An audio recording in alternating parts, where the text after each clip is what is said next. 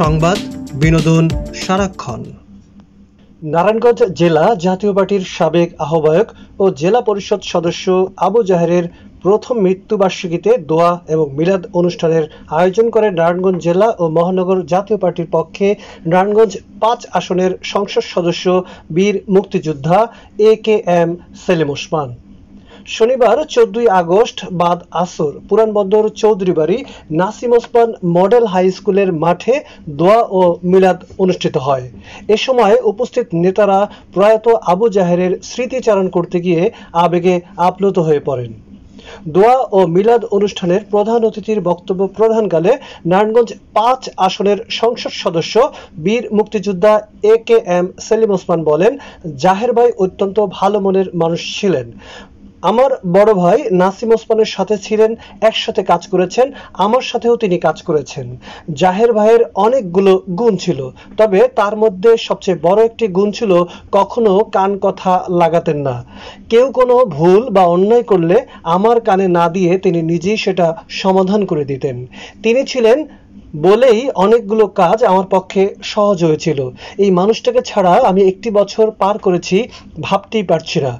আজকের এই দোয়া মাহফিলে কাউকে আমন্ত্রণ করে আনা হয়নি, তবুও আজ পুরো মাঠ ভর্তি মানুষ উপস্থিত হয়েছেন। আওয়ামী লীগ, বিএনপি, জাতীয় পার্টি সহ সব দলের মানুষের এই উপস্থিতি প্রমাণ করে তিনি সকলের প্রিয় ও ভালোবাসার মানুষ ছিলেন।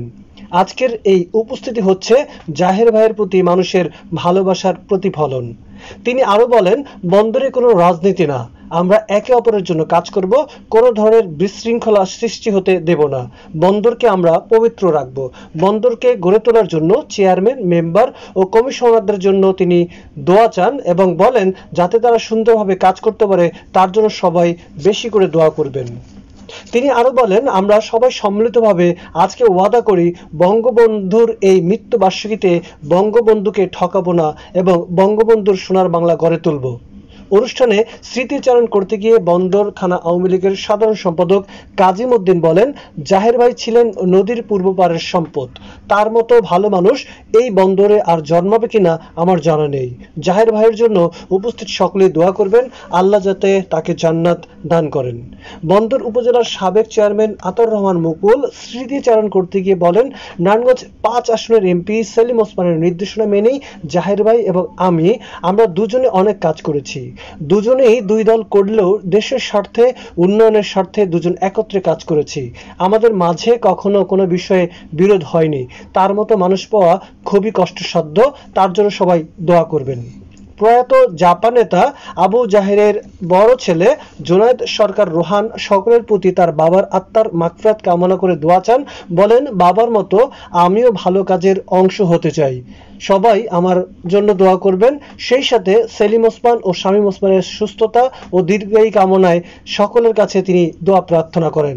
মহানগর জাতীয় পার্টির আহ্বায়ক আকরাম আলী শাহিনের সঞ্চালনায় দোয়া অনুষ্ঠানে সংক্ষিপ্ত বক্তব্য রাখেন জেলা জাতীয় পার্টির আহ্বায়ক সানাউল্লাহ সানু, বন্দর ইউনিয়নের চেয়ারম্যান ইহসান উদ্দিন আহমেদ, পুরান সৈয়দপুর বঙ্গবন্ধু উচ্চ বিদ্যালয়ের পরিচালনা কমিটির সভাপতি জসিম উদ্দিন। অনুষ্ঠানে আরও উপস্থিত ছিলেন মহানগর জাতীয় পার্টির সদস্য সচিব ও নাসিক 24 নং ward councillor Afzal Hossain, Kalagachhia union জাতীয় পার্টির সভাপতি বাচ্চু মিয়া, বন্দর ইউনিয়ন জাতীয় পার্টির সভাপতি শাহাবুদ্দিন সাবা, বন্দর থানা আওয়ামী লীগের সাধারণ সম্পাদক কাজিম উদ্দিন, স্বেচ্ছাসেবক লীগের সাধারণ সম্পাদক ও নাসিক 23 নং ওয়ার্ড কাউন্সিলর সাইফুদ্দিন আহমেদ দুলাল প্রধান, মদনপুর ইউনিয়ন পরিষদের চেয়ারম্যান MS আলাম, ধামগড় ইউনিয়নের মাসুম আহমেদ, মুসাফর ইউনিয়নের মাকসুদ হোসেন ও কলাগাছি ইউনিয়নের চেয়ারম্যান দেলোয়ার প্রধান। নারায়ণগঞ্জ মহানগর ছাত্রলীগের সাধারণ সম্পাদক হাসনাত রহমান বিন্দু, মহানগর ছাত্রলীগের মুক্তিযোদ্ধা বিষয়ক সম্পাদক আরাফাত কবির ফাহিম, ছাত্রলীগের সাবেক সাধারণ সম্পাদক খান মাসুদ সহ আওয়ামী লীগ, বিএনপি, জাতীয় পার্টির বিভিন্ন অঙ্গ ও সহযোগী সংগঠনের নেতৃবৃন্দ উপস্থিত থাকেন। প্রধান অতিথি তার বক্তব্যে আরো বলেন, অত্যন্ত ঘনিষ্ঠ বন্ধু, ভাই, আমরা দীর্ঘ জীবন একসাথে কাজ করেছি। এক সময় আমার বড় ভাই নাসিম ওসমানের সাথে উনি ডান হাত হিসেবে কাজ করেছেন। পরবর্তীতে উনি আমাকে বাধ্য করেছিলেন আবারও নাসিম ওসমানের জায়গায় নির্বাচন করে সংসদ সদস্য হওয়ার জন্য। উনি সমস্ত দায়িত্ব নিয়েছিলেন। তার সাথে ছিলেন আমার আরেক বড় ভাই রশিদ ভাই, আমার ছোট ভাই মুকুল। অনেক অসম্ভবকেই জাহের ভাইয়ের মাধ্যমে সেটা সম্ভব করা হয়েছিল। তার একটা বিরাট বড় গুণ ছিল, মানুষ কান কথা লাগায়, আর উনি কখনো কান কথা লাগাতেন না। উনি চাইতেন যদি এলাকায় কেউ দোষ ত্রুটি করে থাকে তাকে শুদ্ধ করানোর জন্য। উনি এসে আমার কাছে বিচার দিতেন না, আমি যেন জানতে না পারি তার জন্য তাকে যে বেয়াদবি করুক বা অন্য কোনো খারাপ কাজ করুক তাকে সংশোধন করার জন্য উনি যথেষ্ট পরিমাণ চেষ্টা করতেন। একটা মানুষ আরেকটা মানুষকে যে ভালোবাসবে, একটা মানুষ খারাপ পথে গেলে তাকে যে ফিরিয়ে নিয়ে আসবে, এই গুণটা যে তার ছিল, সেটাই ছিল আমার সবচেয়ে বড় শক্তি। সেদিন হঠাৎ সকালবেলায়